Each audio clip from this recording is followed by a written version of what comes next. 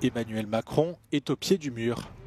Le président français a donné jusqu'à mercredi soir à son Premier ministre démissionnaire Sébastien Lecornu pour mener d'ultimes négociations avec les diverses forces politiques du pays. Des discussions auxquelles le Rassemblement national, tout comme la France insoumise, ont refusé de participer. Dans le même temps, Emmanuel Macron a reçu mardi les présidents de l'Assemblée nationale et du Sénat, Yaël Braun-Pivet et Gérard Larcher. Cette rencontre a immédiatement alimenté les spéculations, car une telle consultation est l'une des étapes nécessaires pour organiser une dissolution de l'Assemblée nationale. Cette option paraît désormais la plus probable, étant donné qu'Emmanuel Macron a déclaré à plusieurs reprises qu'il exercerait son mandat jusqu'à son terme. Face à ce chaos politique inédit en France, la ministre de l'Éducation démissionnaire Elisabeth Borne a proposé mardi soir la suspension de la réforme des retraites qu'elle avait elle-même portée en 2023.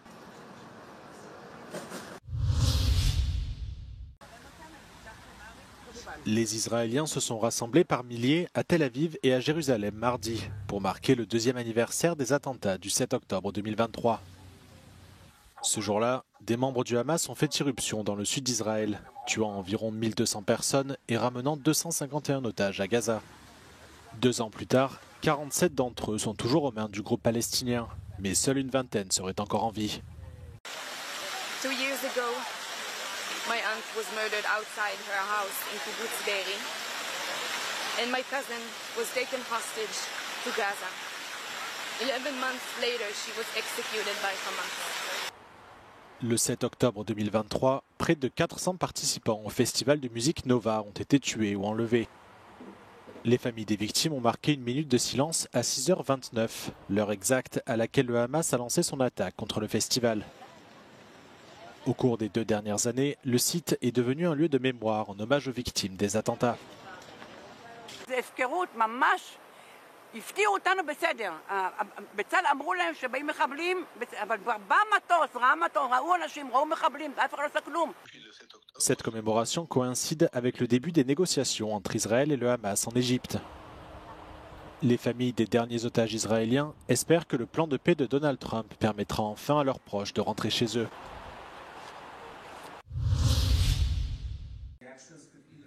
Les pays membres de l'OTAN, principalement en Europe, sont confrontés à des attaques hybrides, cyberattaques, campagnes de désinformation, harcèlement à l'aide de drones. La guérilla moderne est menée en ligne et dans les airs avec des moyens peu coûteux et faciles à mettre en œuvre. Nous avons rencontré pour en parler Manfred Boudreau-Demmer, le responsable de l'information de l'Alliance Atlantique.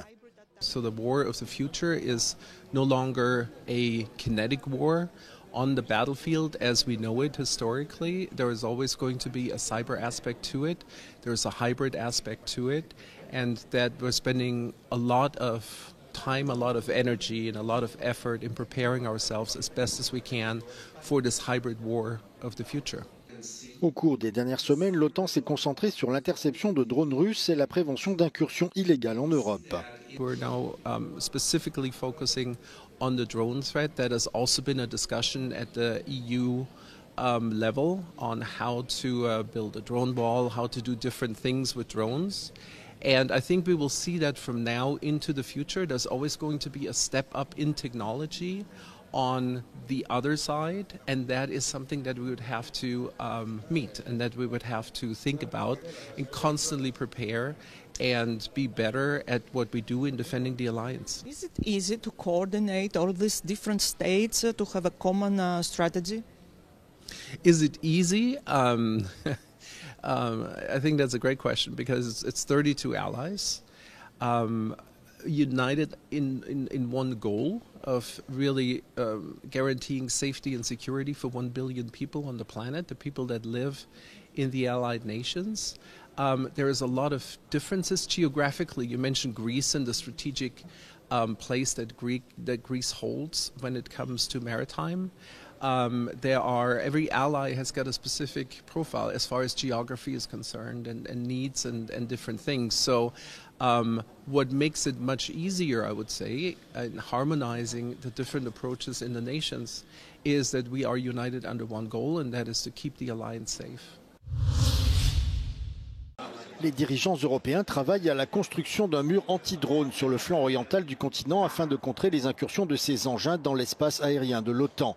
En Finlande, cette menace et tant d'autres sont au cœur de la sécurité nationale qui repose sur une préparation constante à la guerre intégrée au quotidien. L'ensemble de la société est prêt à réagir à une invasion à tout moment.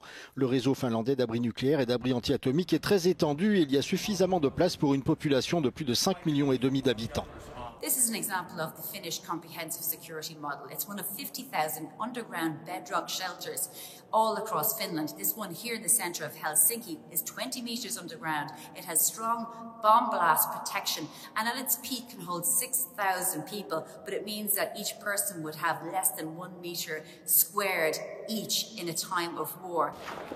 Cette stratégie est profondément enracinée dans la société finlandaise depuis des décennies. Avec ses 1350 km de frontière avec la Russie, la plus longue de l'OTAN, la Finlande a toujours ressenti le besoin de rester vigilante. Une vigilance renforcée depuis l'invasion de l'Ukraine par Moscou. We have had this idea that we need to protect our citizens. We need to protect the civilians, which is within our DNA. So nothing has been changed on that point of view. But yes, the public interest on our civil defense system has been rocketing. Bien qu'ils ne servent pas d'abri, beaucoup d'entre eux sont utilisés pour des aménagements tels que des matchs de hockey, des parkings ou des terrains de jeu. Le modèle de sécurité finlandais repose sur tout le monde, le secteur privé, le secteur public, les ONG et les particuliers. Chaque foyer doit disposer de nourriture, de carburant et d'eau pour chaque personne pendant 72 heures en cas d'attaque. L'association Marta est une ONG qui aide les communautés en leur montrant comment survivre en cas d'urgence. We reach out to people, our own members and the larger audience in Finland, and we try to help everybody to take care of their own households in the best possible way, so that also in a situation of crisis they might be able to survive for the first 3 days and rely on themselves. L'armée est la clé de la défense. Les jeunes hommes suivent une formation obligatoire d'environ 10 mois à l'âge de 20 ans. Ces conscrits disent qu'ils envisageraient de retourner dans l'armée si la Finlande était en guerre et qu'ils pourraient même envisager de participer à une mission en Europe, y compris à la coalition des volontaires en Ukraine. If there was a new war, I'd probably think about it, like at least. There might be a possibility that I would go, especially if it's something that can help keep up the peace here, keep up the peace of our people and the people of other NATO countries. I don't know if I'd go to Ukraine, definitely not yet, because I haven't finished my conscription, but I think that if there would be a war that I also think would benefit the peace in Europe and Finland especially, I think if need would be and I would be called, I think I would go. Les Finlandais affirment que la cohérence de leur modèle garantit également la résilience psychologique du pays.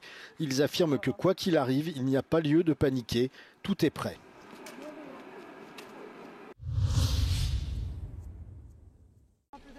Moins d'1 an après le verdict historique du procès pour viol et soumission chimique qui a secoué la France, Gisèle Pelicot, devenue une icône mondiale, est de retour au tribunal pour le procès en appel d'un des accusés.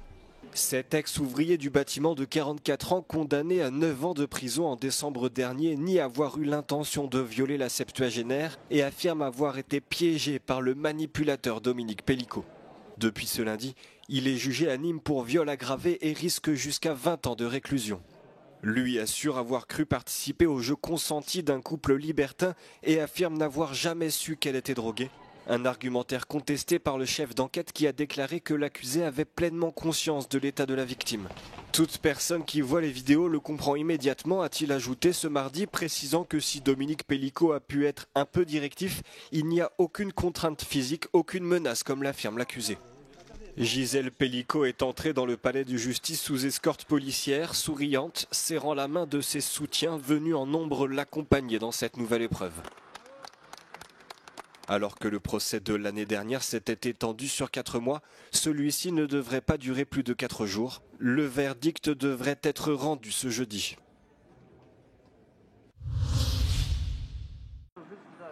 La station balnéaire bulgare d'Elenit a été fermée par les autorités après que de fortes pluies ont provoqué des inondations ce week-end. Cette décision intervient alors que l'on prévoit d'autres précipitations dans la région dans les prochains jours. Écoutez cet homme qui doit sa vie à un coup de téléphone. Това се получаваше на всеки 7 години. 99-2006 имаше един лек пропуск, отървахме се, но сега нямаше как. Бях на 10 минути пред потопа, който се движи срещу мене. Това, че жена ми се обади да отида да си взема детето от градина. Тя ме спаси. Au plus fort de l'événement, il est tombé environ 200 à 250 litres de pluie au mètre carré en quelques heures, ce qui est extrêmement élevé pour cette région située sur la côte sud de la mer Noire. Ces intempéries ont fait au moins 3 morts, dont 2 secouristes, et contraint des milliers de personnes à quitter leur maison. Les autorités bulgares ont déclaré l'état d'urgence. Les transports régionaux ont été interrompus en raison de l'inondation de nombreuses voies de circulation.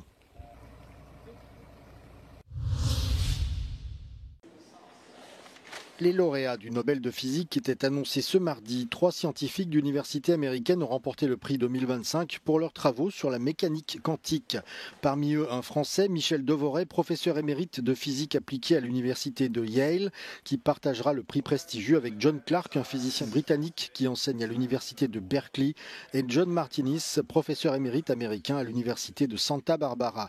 Les 3 scientifiques ont découvert comment les lois de la physique quantique, qui s'appliquent normalement aux particules minuscules comme les électrons, peuvent aussi se manifester dans des objets beaucoup plus grands visibles à l'échelle humaine, comme des circuits électriques.